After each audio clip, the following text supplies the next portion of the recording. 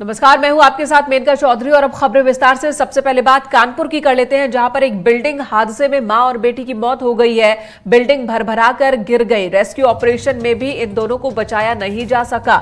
SDRF की भी मदद ली गई थी, लेकिन मां और बेटी की मौत हो गई। दोनों पहली मंजिल पर मौजूद थे। ये बिल्डिंग पहले से ही बहुत ही खतरनाक स्तर में पहुंच चुकी थी। बिल्डिंग पहले से ही जर्जर हालत में पहुंच चुकी थी और इसका अंदेशा था कि ये बिल्डिंग लगातार हो रही बारिश में ढह सकती है और यही वजह है कि इस इमारत में मौजूद बाकी के लोग बाहर निकल गए थे रात में ही, लेकिन मां और बेटी जो कि पहली मंजिल पर मौजूद थी वो दोनों बाहर नहीं आई, वो घर में ही थी और इसी बीच बिल्डिंग ढह जाती है। इमारत का एक हिस्सा ढह जाता है, दोनों उसकी चपेट में आ गए। प्रशासन को जानकारी दी गई, रेस्क्यू काम भी यहां पर चलाया गया। एसडीआरएफ की टीम भी मौके पर पहुंची जो कि रेस्क्यू में जुटी हुई थी, लेकिन मां और बेटी की जान नहीं बचाई जा सकी।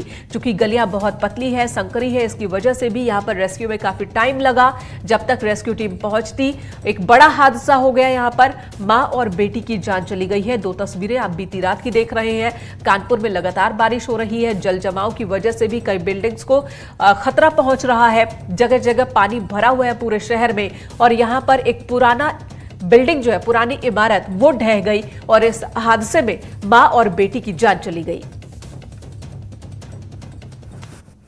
से और जो मैंने भी आसपास की बिल्डिंगों पर चढ़ के पता किया, यहाँ एक महिला और एक उनकी बच्ची दबे होने का लोगों का अंदाजा है।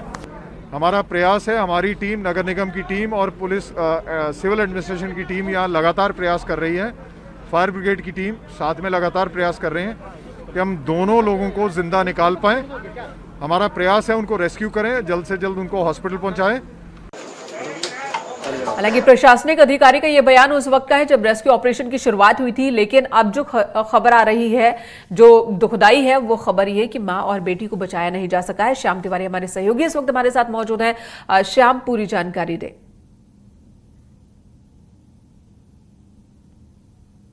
जर्जर मकान था और 4 मंजिला ये मकान था और कल लगातार कानपुर में दिन भर बारिश हुई और इसके बाद ही जर्जर मकान का जो हिस्सा है वो धड़कने लगा।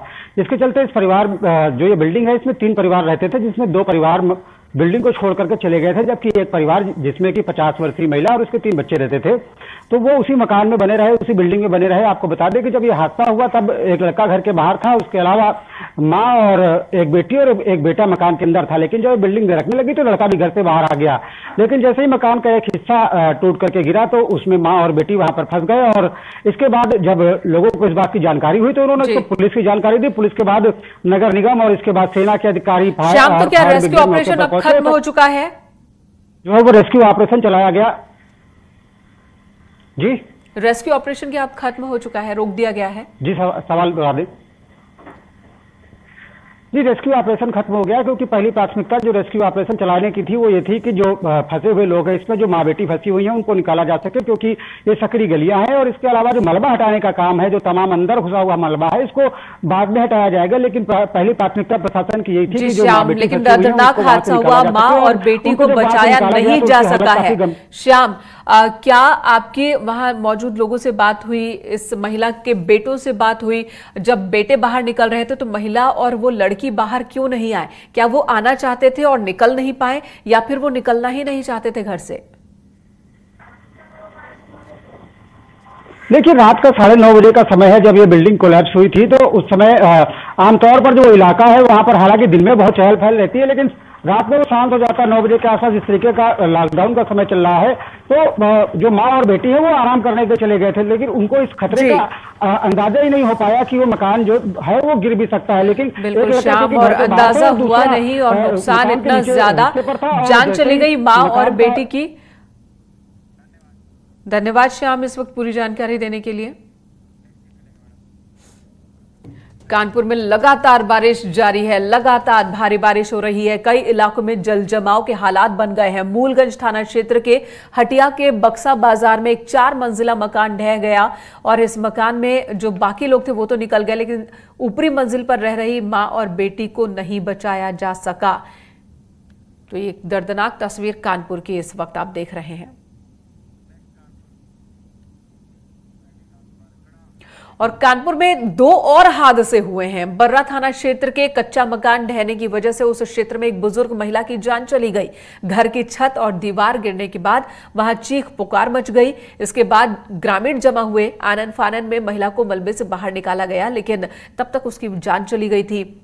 वहीं जूही ढाल पुल पर जलभराव में डूबकर एक रिक्शा चालक की मौत हो गई, जिसके बाद जिले में हड़कंप मच गया। कानपुर नगर निगम के दावों की भी पोल खुल गई है। हर तरफ कानपुर में पानी ही पानी जमा है। कल महापौर को भी हमने देखा था कि कैसे ट्रैक्टर पर बैठकर वो शहर का जायजा ले रही थी कि किस तरह से पानी शहर में भरा हुआ है। और देखिए, एक बड़ा हादसा हो जाता है। शहर में भरे पानी में जल जमाव में डूबकर एक रिक्शा चालक की जान चली गई। तो ये स्थिति इस वक्त कानपुर की।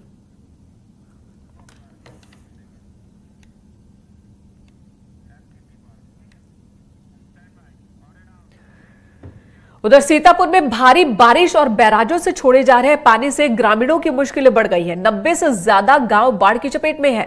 रामपुर, मथुरा, रेउसा, तंबौर इलाके में पानी घुस गया, जिससे लोगों की मुश्किलें और बढ़ गई। लहरपुर के बीजेपी विधायक सुनील वर्मा ने स्टीमर से बाढ़ग्रस्त इलाके का जायजा लिया।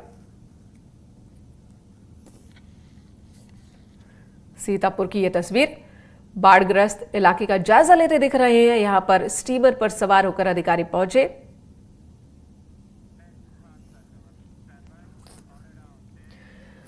उधर पिथौरागढ़ के बंगापानी तहसील में एक बाइक जौल नाले में तेजी के साथ बह गई और बाइक के साथ साथ बाइक चलाने वाला शख्स, उसकी जान चली गई। मौके पर ही मौत हो गई। दूसरा व्यक्ति गंभीर रूप से घायल है।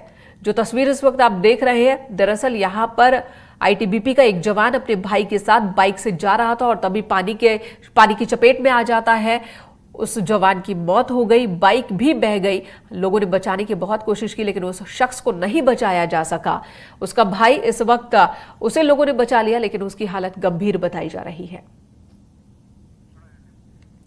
एसडीआरएफ की टीम भी मौके पर पहुंची। रेस्क्यू अभियान को अंजाम दिया गया, लेकिन जो दुख की खबर है वो ये कि आईटीबीपी के जवान को नहीं बचाया जा सका, जो बाइक से अपने भाई के साथ यहां से गुजर रहा था और पानी के तेज बहाव की चपेट में आ गया। बाइक समेत वो बह गया। तुरंत रेस्क्यू ऑपरेशन शुरू किया गया। काफी वक्त भी लगा, लेकिन इस शख्स को नहीं बचाया जा सका।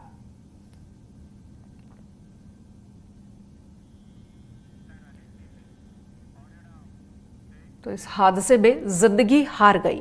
इधर ऋषिकेश में गंगा और सहायक नदियां उफान पर है। ऋषिकेश में गंगा इस वक्त खतरे के निशान से ऊपर बह रही है, जिसकी वजह से मैदानी इलाकों में भी बाढ़ का खतरा बढ़ गया है। उत्तराखंड और उत्तर प्रदेश के कई गांव, कई जिले बाढ़ की चपेट में। ऋषिकेश की ये तस्वीर हम आपको दिखा रहे हैं, जहां पर गंगा की लहरों को देखिए, जो कि खतरे के निशान से ऊपर पहुंच चुकी है।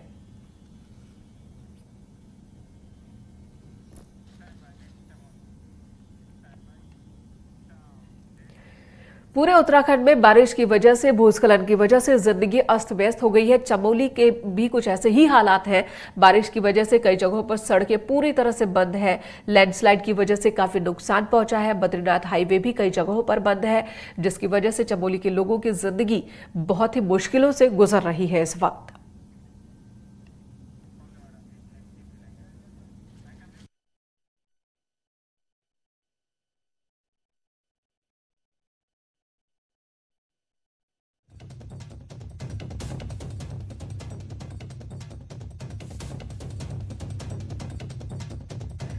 चंपावत से बड़ी खबर। यहां एनएच पर टनकपुर हाईवे पहाड़ी से मलबा आने और बोल्डर आने की वजह से नेशनल हाईवे 4 जगहों पर बंद है, जिसकी वजह से दोनों ओर वाहनों की लंबी कतार लग गई है।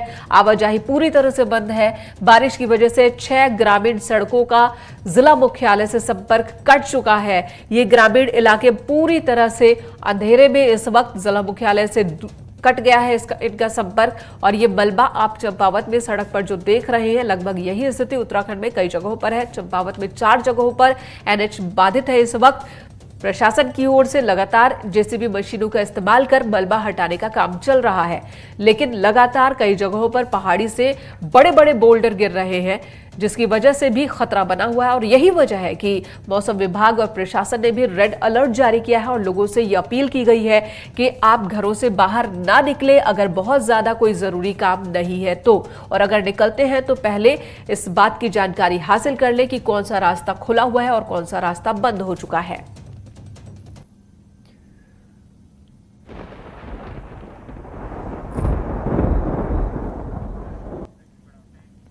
मेरठ से बड़ी खबर, मेरठ वालों को थोड़ी राहत मिलने वाली है। शहर के होटल और रेस्टोरेंट खोलेंगे, सोमवार से खुल सकेंगे। शहर के होटल्स और रेस्टोरेंट संचालकों की मांग पर प्रशासन ने यह अनुमति दे दी है।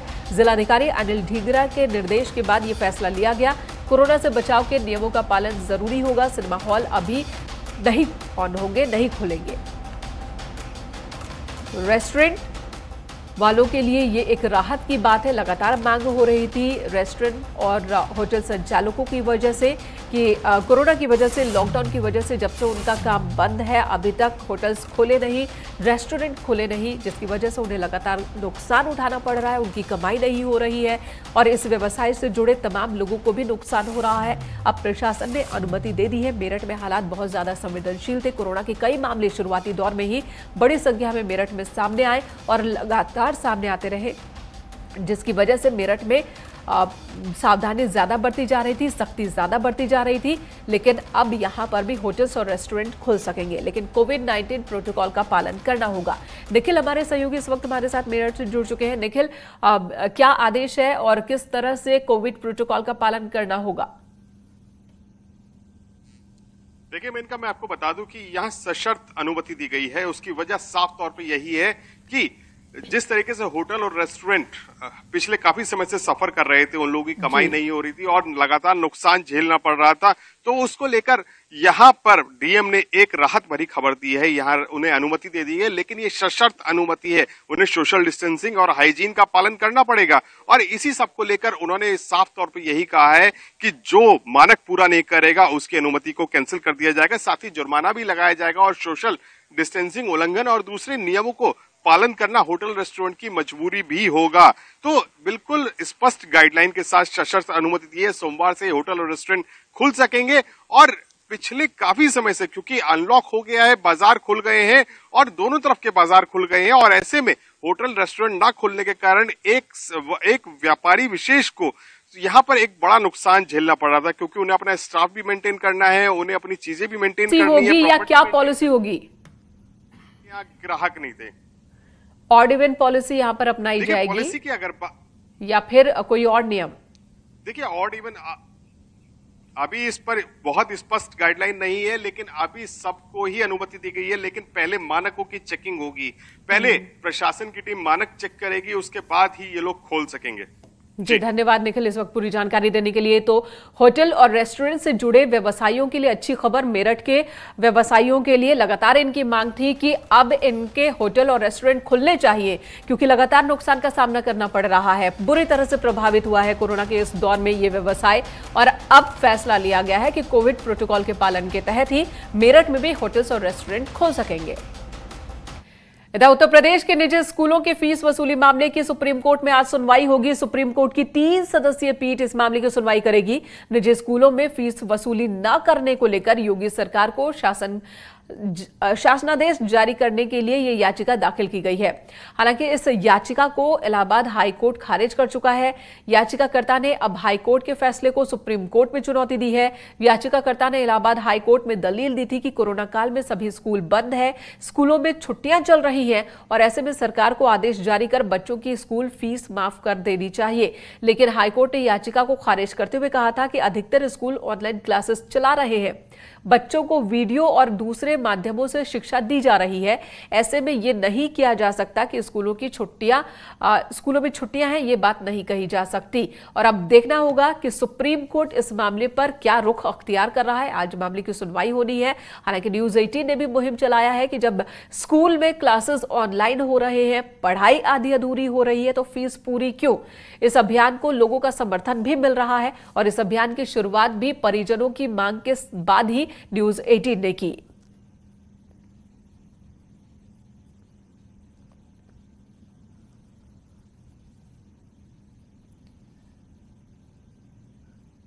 न्यूज 18 से जुड़े ज्यादातर परिजन जिनकी ये राय कि हम फीस देना चाहते हैं लेकिन पढ़ाई जिस तरह से हो रही है, स्कूल के संसाधनों का हम इस्तेमाल नहीं कर रहे हैं, ऐसे में स्कूल की ओर से फीस में कटौती की जानी चाहिए, ये मांग परिजन उठा रहे हैं। लेकिन फिलहाल याचिकाकर्ता की याचिका पर सुप्रीम कोर्ट में आज सुनवाई होनी है। कोरोना से स्कूल बंद, मीटर चालू है फीस का। न्यूज 18 के अभियान स्कूल फीस अधिकारों को जबरदस्त रिस्पांस मिल रहा है। कोरोना से स्कूल बंद, फीस का मीटर चालू। स्कूल नहीं चल रहा है लेकिन ऑनलाइन के नाम पे स्कूल से फीस ली जा रही है। न्यूज 18 के अभियान के साथ जुड़ा प्रदेश। मोबाइल का, हाई स्पीड नेट का, बिजली का, इन सबों का खर्चा वहन करना पड़ रहा है। शहर शहर स्कूल फीस के खिलाफ प्रदर्शन।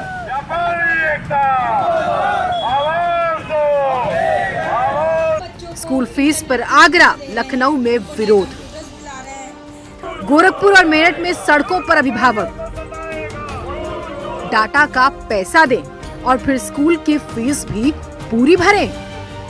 स्कूल फीस आधी करो। मथुरा में एक परिवार बेटी को इंसाफ दिलाने के लिए संघर्ष कर रहा है और अब मथुरा शहर को लोग भी इनके समर्थन में आ गए हैं। पिता का आरोप है कि ससुराल वालों ने दहेज के लिए बेटी की हत्या कर दी, जबकि ससुराल वालों ने सभी आरोपों को खारिज किया है। आखिर डॉक्टर बिटिया को किसने मारा? हत्यारों को फांसी दो, फांसी दो। बहन दीप्ति के हत्यारों को फांसी दो, फांसी दो। ये उस बेटी को न्याय दिलाने की मुहिम है जिसकी मौत आज से कुछ दिन पहले हुई थी। डॉक्टर दीप्ति के हत्यारों को फांसी दो, फांसी दो। ये उस आवाज को उठाने की आवाज है जिसने दहेज लोभियों के खिलाफ आवाज उठाई थी। ये उस डॉक्टर बिटिया के लिए न्याय की मांग है जिसने कोरोना संकट काल में अपनी जान की परवाह किए बगैर दूसरे की जिंदगियां बचाई। एक डॉक्टर लड़की को इतना मजबूर कर दिया गया कि उसने आत्महत्या करने की सोची। इसलिए सभी से, हमारा प्रशासन से, पुलिस से, सभी से ये अनुरोध है, कड़ी से कड़ी कार्रवाई करी जाए। कप्तान साहब को भी बता दिया है कि इस जांच को जल्दी से जल्दी करके और तुरंत आगे कार्रवाई करें।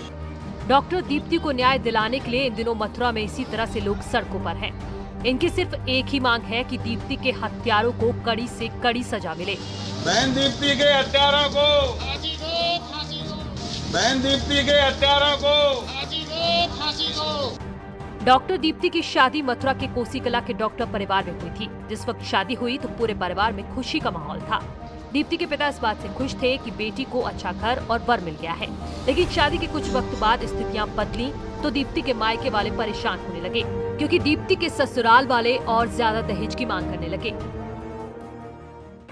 मैं समय समय पर उनको उनके द्वारा की गई मांगों को भी पूरा करता रहा।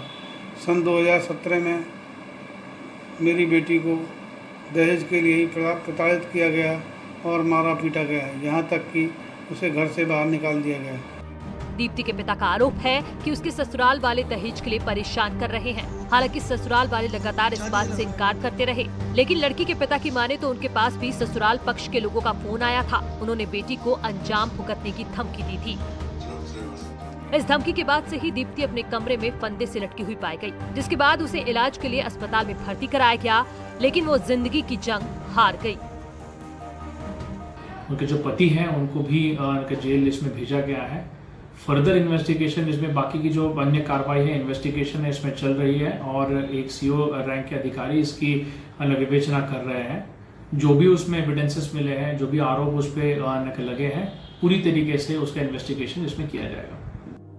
दीप्ति के पिता ने ससुराल पक्ष पर दहेज के लिए हत्या का आरोप लगा दिया, जबकि ससुराल वाले कह रहे हैं कि दीप्ति ने सुसाइड किया है।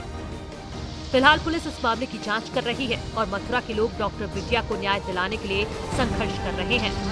न्यूज 18 के लिए मथुरा से नितिन गौतम की रिपोर्ट। फिलहाल इस वक्त इस बुलेटिन में इतना ही। ब्रेक के बाद भी न्यूज 18 पर खबरों का सिलसिला जारी है।